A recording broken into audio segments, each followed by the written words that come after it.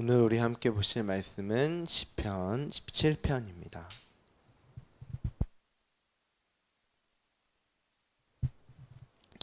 시편 17편 1절부터 5절까지.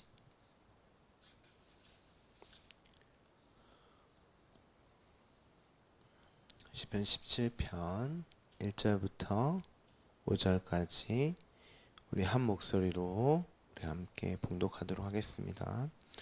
여호와여, 의의 호소를 들으소서. 나의 울부짖음에 주의하소서. 거짓되지 아니한 입술에서 나오는 나의 귀에 귀를 기울이소서. 주께서 나를 판단하시며 주의 눈으로 공평함을 살피소서. 주께서 내 마음을 시험하시고 밤에 내게 오시어서 나를 감찰하셨으나 흠을 찾지 못하셨사오니 내가 결심하고 입으로 범죄하지 아니하리이다. 사람의 행사로 논하면 나는 주의 입술의 말씀을 따라 스스로 삼가서 포악한 자의 길을 가지 아니하였사오며 나의 걸음이 주의 길을 굳게 지키고 실족하지 아니하였나이다. 아멘.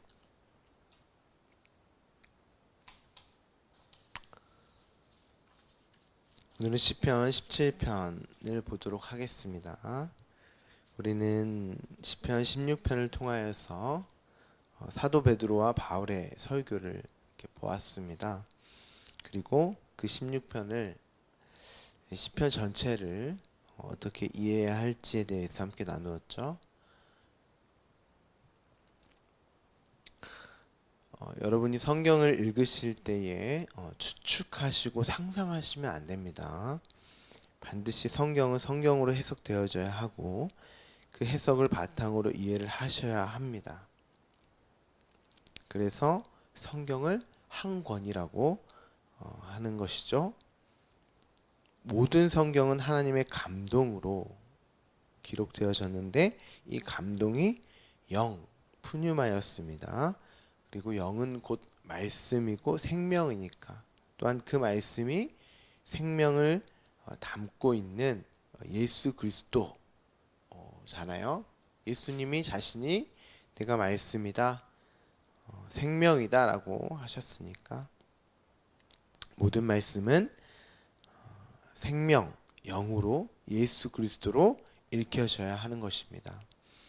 그래서 베드로도 다윗이 예수 그리스도를 알고 보았고 첫 번째 부활에 참여한 자다라고 말을 하면서 선지자요 증인이라고 말씀을 전했습니다. 그러니까 다윗의 생애 전부는 예수 그리스도로 예수 그리스도를 드러내고 나타내는 선지자요 증인으로서 이해를 해야 되고 다윗이 기록한 이 시편이 그 증인으로서 사실을 증명하는 거잖아요. 증인이 시편 또한 예수 그리스도를 나타내고 보여주는 그런 시편으로 여러분 읽어야 하는 것입니다.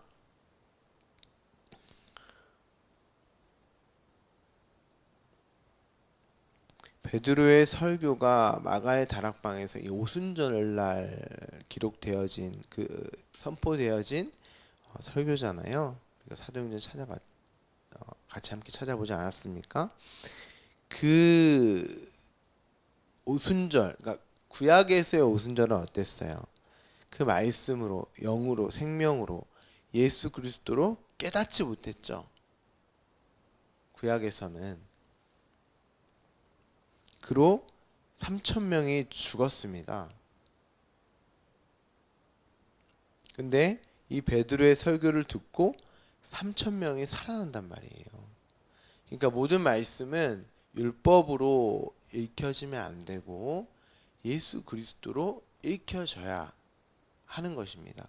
그로 생명의 말씀으로 3,000명이 살아났단 말이죠. 율법으로 읽혀졌을 때는 3,000명이 죽었는데, 그렇죠?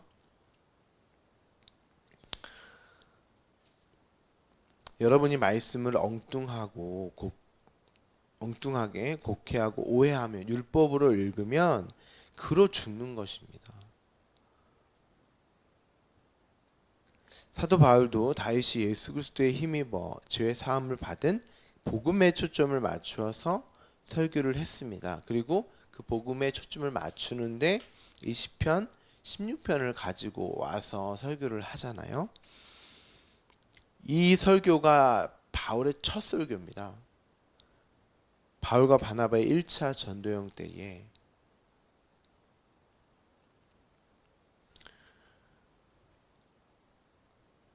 오늘 본문이 좀 어렵습니다, 여러분. 그러니까 이제 제가 굳이 어떤 시편을 쭉 읽고 여러분에게 마치 율법처럼 이렇게 살아야 합니다. 다윗이 이랬으니까 다윗이 이렇게 예를 들어서 오늘 1절처럼 호소하고 울부짖고 기도를 하나님께 올려드린 것처럼 여러분도 기도하셔야 됩니다. 그리고 하나님이 들으실 만한 거짓되지 않은 말씀으로 입술로 하나님이 들으시도록 울부짖도록 정말 간절하게 호소하듯 그렇게 기도하셔야 됩니다. 이렇게 설교를 할 수 있죠. 1절만 보면. 근데 여러분 그런 내용이 아니에요.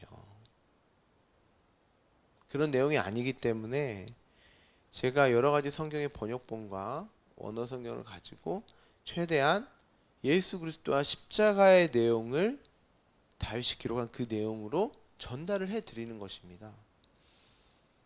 말씀은 설교자는 성경의 내용을 올바르게 영으로 생명으로 예수 그리스도로 전달만 해 드리는 거예요. 이게 이런 내용을 예수 그리스도와 십자가를 담고 있습니다 라고 전달해 드리면 그리고 여러분들이 그 말씀을 듣고 확인하셔야죠.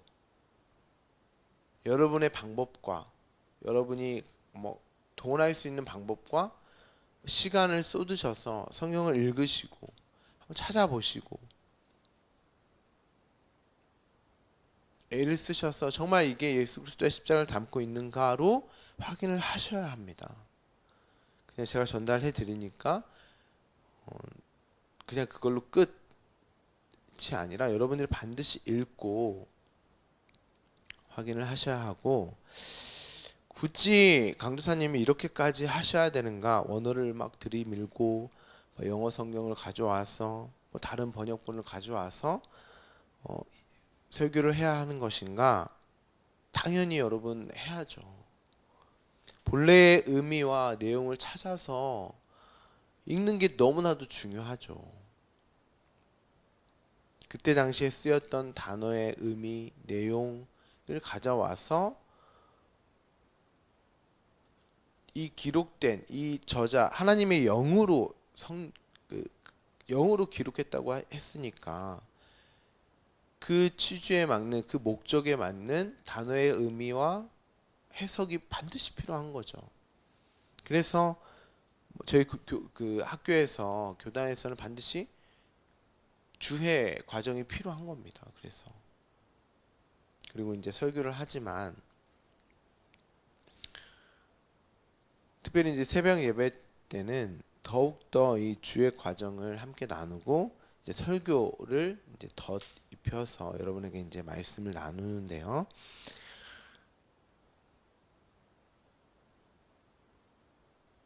이런 개념들을 하나씩 쌓으셔야 합니다. 그래서 시편을 읽으실 때 여러분들이 다시금 읽으실 때에 여러분의 말로 여러분이 이해할 수 있는 정도를 가지고 말씀을 읽으셔야 하는 것이죠. 오늘 본문을 함께 보죠. 여호와여 의를 들으소서 이렇게 시작을 합니다. 개역개정은 호소를 들으소서 이렇게 번역을 했는데 호소라는 단어는 없습니다.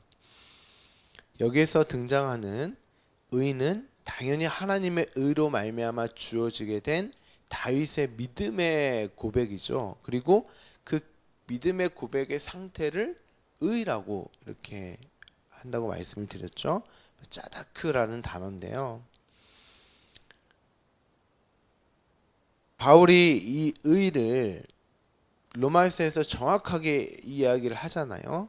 하나님의 의가 나타나서 믿음으로 말미암아 믿음에 이르게 된다. 그러니까 다윗이 의를 들으소서라고 이렇게 기도할 수 있는 것은 하나님의 의가 뭐예요? 예수 그리스도잖아요. 예수 그리스도가 다윗에게 보여져서 알았기 때문에 이 믿음의 고백을 하고 있는 것입니다. 그 나의 믿음의 고백을 들어주세요. 여호와여, 하나님이여, 나의 이 믿음의 고백을, 당신이 나에게 주신 그 예수 그리스도로 말미암는 그 믿음의 고백을 들어주세요 하는 그런 말입니다. 이 상태를 의라고 말씀을 드렸습니다. 우리의 의는 다른 의가 없어요. 예수 그리스도라는 의가 주어짐으로 말미암아 그 주어진 나에게 그 뚫고 들어와 나와 함께 하신 그 자체가 그냥 의예요. 살아남, 죽고 살아남.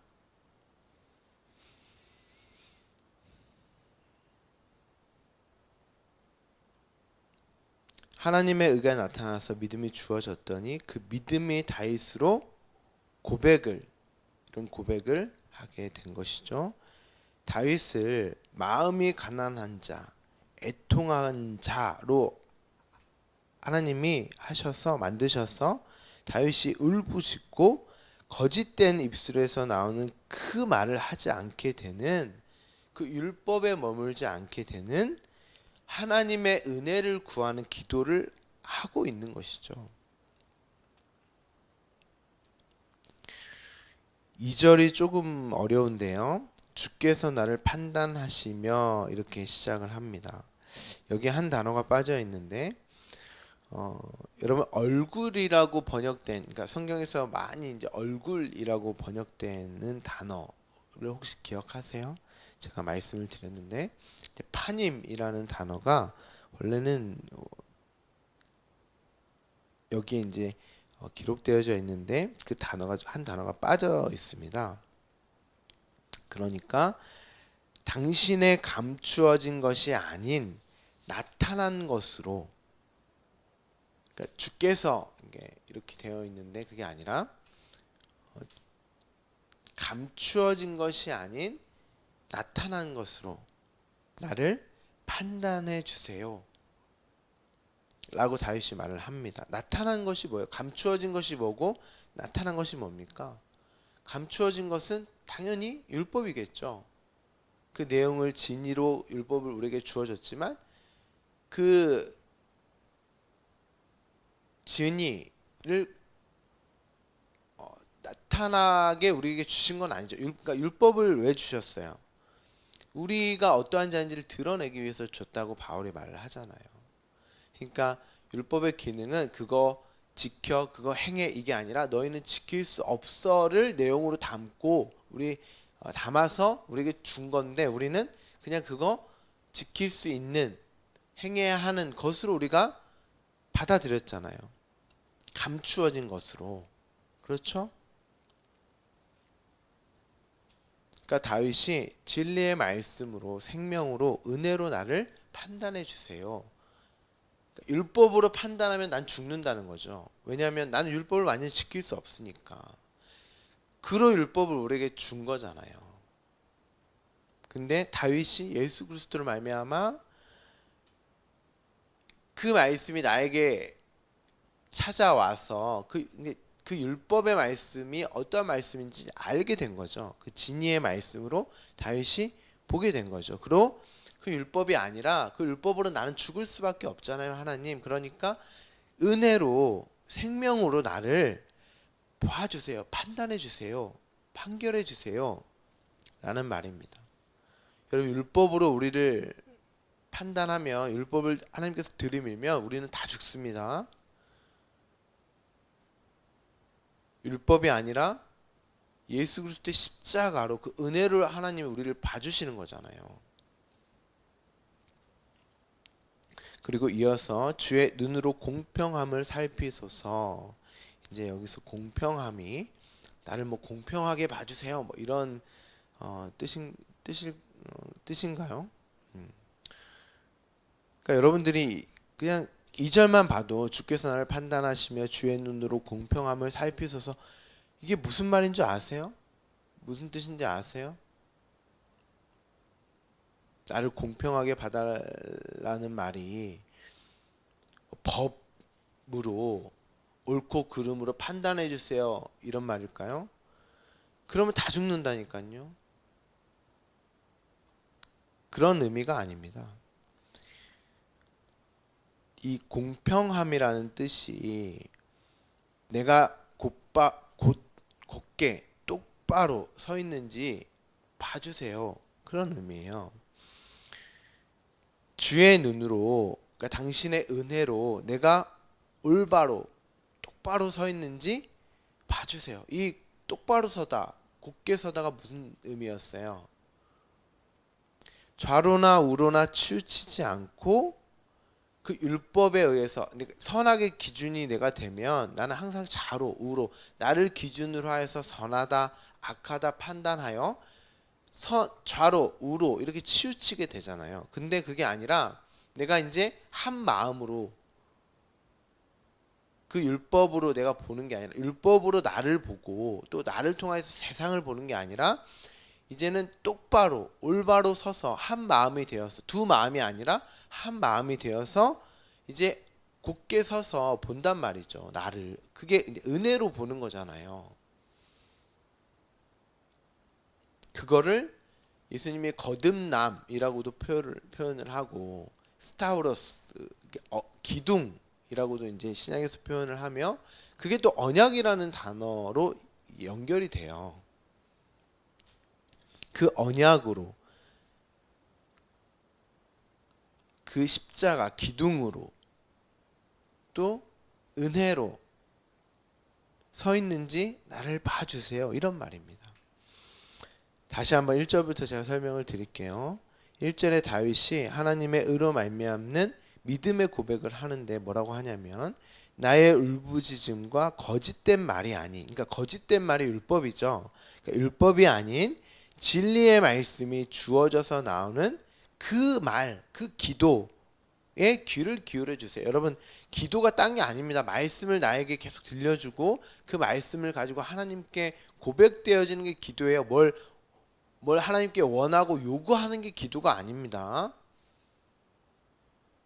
우리가 이제 주일날 기도에 대해서 함께 살펴보았잖아요.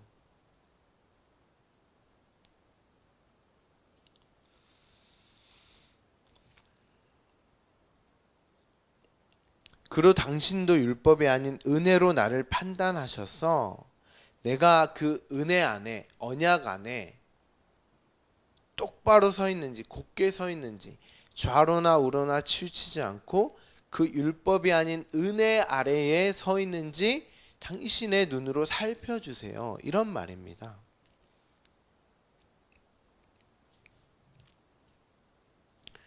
3절입니다. 주님께서 내 마음을 시험하시고, 그렇죠? 하나님이 다윗을 시험했습니다. 너가 정말 그 율법, 너의 힘과 능력으로 내가 거하는 그 성전이 될 수 있다고 네가 생각했니? 라고 끊임없이 시험했죠.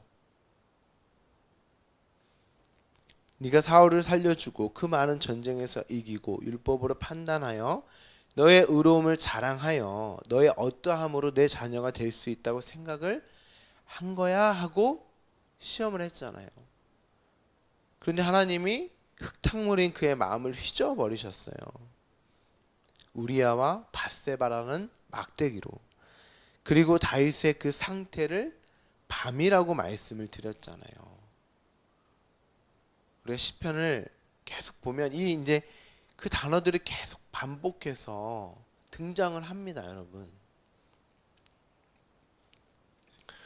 그런데 그렇게 시험을 하셨는데 하나님의 다윗을 감찰하셨으나 흠을 찾지 못했어요. 왜요? 우리 16장에서 봤잖아요. 한 아이 뭇 라벤 예수 그리스도가 다윗이 되어 죽으시고 살아나셨어요. 그 죽고 살아남의 부활에 다윗이 동참하였단 말입니다. 그리고 그 사실을 말과 삶으로 그려내는 것이 선지자였고 증인이었잖아요.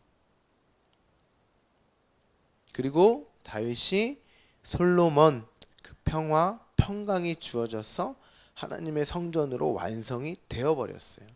그 줄로 자로 재 보나마나 분명히 도저히 하나님이 머물 수 없는 허물어져야 하는 파괴되어져야 하는 성전이었는데 예수 그리스도로 완벽한 성전이 되어버린 거예요.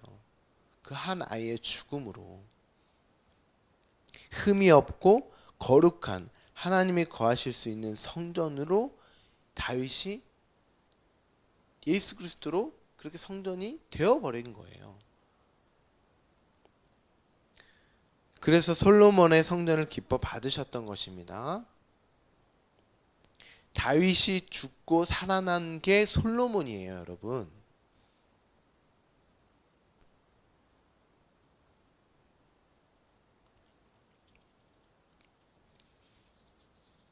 아브라함이 죽고 살아난 게 이삭이었듯이. 그러니까 다윗이 솔로몬이 되었다 그런 말이 아니라 성경은 다윗 그 자체로는 완벽한 성전이 될 수 없단 말입니다. 그럼 그 다윗은 죽어야 돼요. 육은 죽어야 돼요.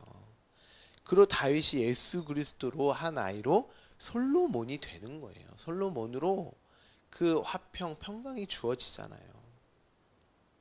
그래서 마태복음 1장의 족보에 다윗이 쏙 빠지는 거예요. 우리아의 아내 솔로몬이란 말입니다. 우리아의 안에서 난 아이 솔로몬.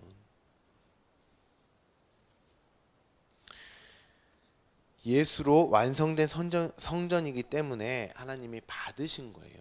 솔로몬으로 함께 거하신 것입니다.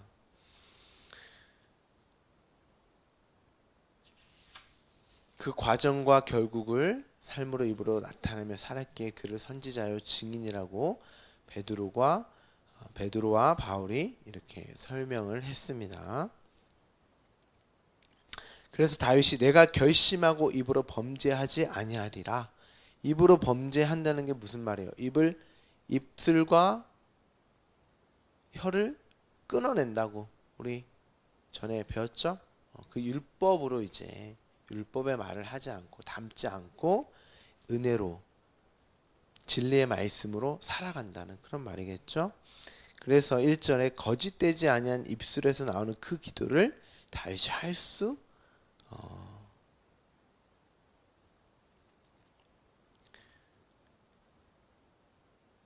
그 거짓되지 아니한 입술이 아닌 참된 말로 진리의 말씀으로 기도를 할 수 있었던 것이죠. 4절에도 보면 번역을 굉장히 좀 어렵게 해놨는데 쉽게 말씀을 드리면 내가 사람의 일에 관여하는 이제 주의 입술의 말씀으로 내가 그 말씀을 가진 자가 되어 나를 멸망시키는 자의 길에서 벗어나게 하셨다. 하나님의 말씀이 내게 주어져서 내가 그 말씀을 가진 자가 되었기에 이제 더 이상 파괴자의 길에서 벗어나게 되었다. 이런 말입니다. 그러니까 사람의 행사로 논하면 나는 주의 입술의 말씀에 따라 스스로 삼가서 포악한 자의 길을 가지 아니하였사오며 이렇게 되어 있는데 이게 무슨 말인지 모르겠잖아요. 사람의 행사로 논하면 이게 무슨 말이에요?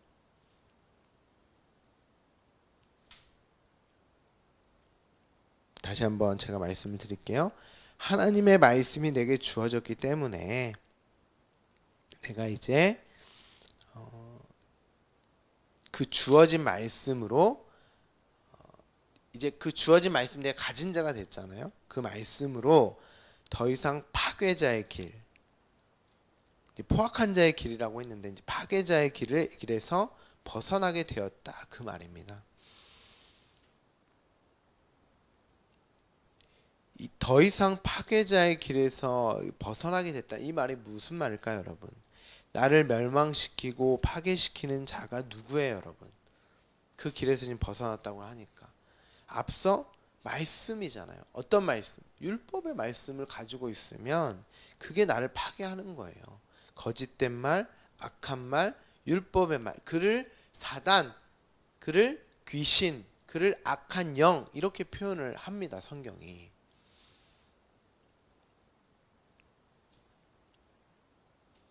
나를 사단이 마귀가 뭐 귀신이 나를 파괴하는 게 아니고 어떤 말을 가지고 있느냐가 중요한 거예요.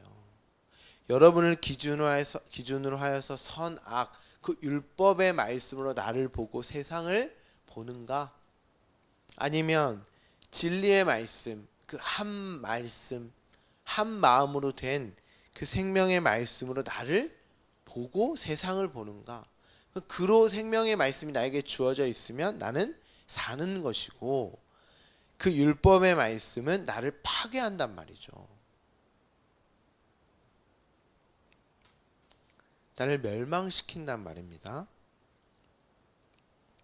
그래서 다윗이 3절에서 내가 결심하고 입으로 범죄하지 아니한다고 말을 하고 있잖아요. 그 율법의 말로는 이제 더 이상 내가 나를 보지도 세상을 보지도 않겠습니다. 이런 말이잖아요. 여러분 이해가 안 되시면 여러 번 들으셔야 합니다. 오늘 말씀을. 여러분이 이 시편을 그냥 글로 읽으시면 하나도 이해가 안 되세요. 그냥 어물쩡 대충 이런 말이겠거니 하시고 넘어가시면 안 됩니다. 이게 다 연결이 되고 명확한 개념으로 논리정연하게 나열된 문장이란 말입니다. 여러분 정말 한번 자세히 한번 읽어보세요. 오늘 딱 내용만 봐도 무슨 말인지 이해하기가 쉽지 않으시잖아요. 뭐 세번역 성경이나 뭐 이제 표준 세번역 뭐 이런 성경을 봤을 때 쉽게 우리가 이해할 수 있게 히브리어 언어에 맞게 최대한 번역을 잘 해 놓은 책인 것 같아요. 그래서 제가 이제 성경 읽기를 할 때는 세번역 성경을 추천을 드리는 거고,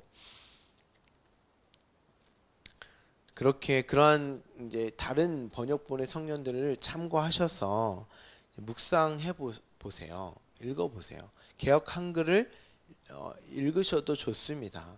어떤 번역은 또 개역 한글이 또 번역을 잘 해놨어요. 우리 한 절만 더 보도록 하죠. 5절입니다.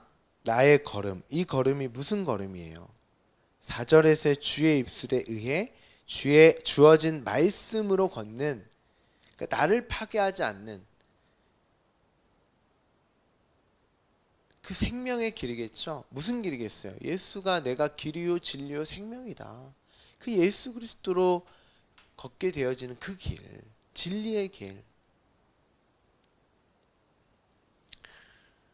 그 걸음이 주의 길을 굳게 지키고, 여기서 이제 지키다라고 번역이 되어서 뭐 길을 지키는, 뭐 수호하는, 안전하게 보호하는 이제 그렇게 생각할 수 있는데 그런 의미가 아니고 꽉 잡다 이런 뜻이에요.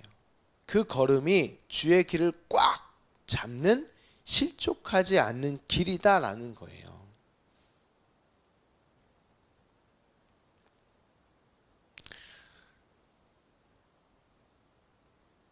여러분은 어떠세요?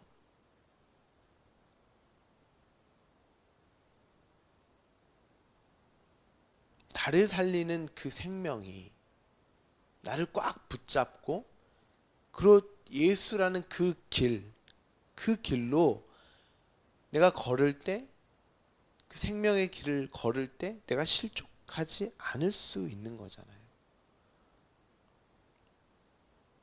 그러니까 어떤 말씀을 가지고 있느냐가 굉장히 중요합니다. 하나님의 의로 말미암는 그 예수 그리스도, 그 진리의 말씀, 생명의 말씀을 가지고 계십니까?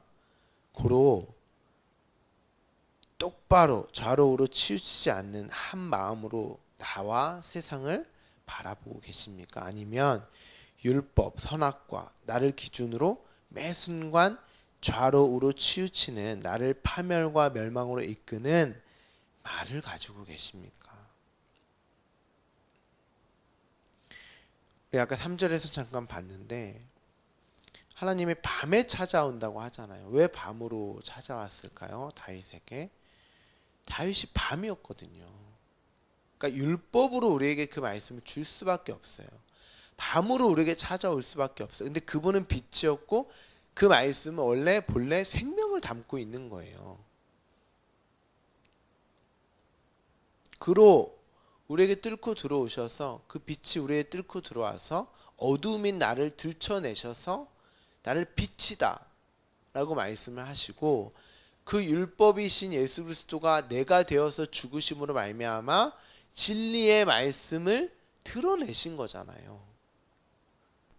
그래서 다 이루었다. 그 율법을 다 이루었다. 너희가 그 말씀을 지키려고 했을 때, 곡해하고 오해했을 때, 그 율법으로 너희가 봤을 때 너희는 이렇게 죽어야 되는 자야 라고 그 율법의 진리를 완성해 버리셨잖아요, 예수님이. 그로 우리가 하나님의 말씀 내가 지키는, 내가 행하는 것이 아니라 그로 내가 지키지 못하고 그 제사도 함께 줬잖아요. 그 영단번의 제사, 그 흠없고 순결한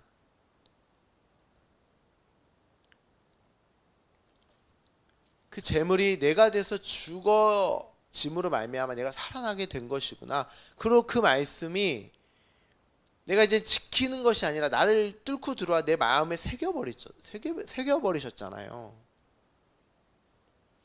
그리고 내가 비치고 낮이 된 거잖아요. 예수 그리스도로 말미암아 그 생명의 말씀을 여러분이 가지고 계시냔 말이죠. 다윗은 그 말씀을 봤다니까요. 가지고 있었다니까요. 그로 이 말씀을 그렇게 기록한 거예요.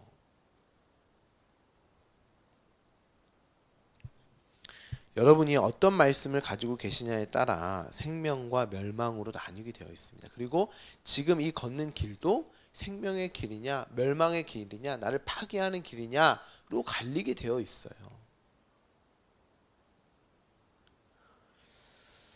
오늘은 좀 굉장히 원리적인 부분을 함께 나누었습니다. 그래서 좀 어렵고 난해할 수 있는데, 히브리어나 헬라어는 우리의 말이 아니기 때문에 번역할 때 좀 매끄럽지 않거나 쉽게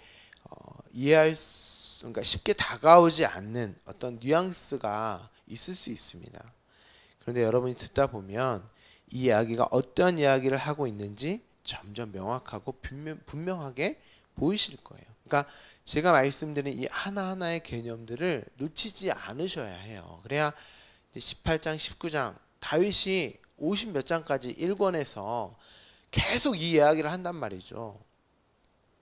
그러니까 반복해서 들으시고 차곡차곡 그 개념들을 하나하나 쌓으시기를 부탁드립니다. 결코 시편이 쉬운 말씀이 아닙니다. 매번 말씀드리지만 시간과 비용과 기회가 있으시다면 세번역 성경이나 바른 성경을 참고하셔서, 그리고 개역 개정을 한번 눈으로 이렇게 쭉 훑어보시고 어떤 앞뒤의 문맥 속에서 오늘의 단어나 문장이나 이런 것들을 충분히 이해하실 수 있는 그런 시간을 좀 시간을 조금 투자하셔서 시간을 조금 더 많이 이렇게 가지셔서 이 말씀의 누림을 그 생명의 말씀을 누리는 저와 여러분 되기를 간절히 소망합니다. 기도하겠습니다.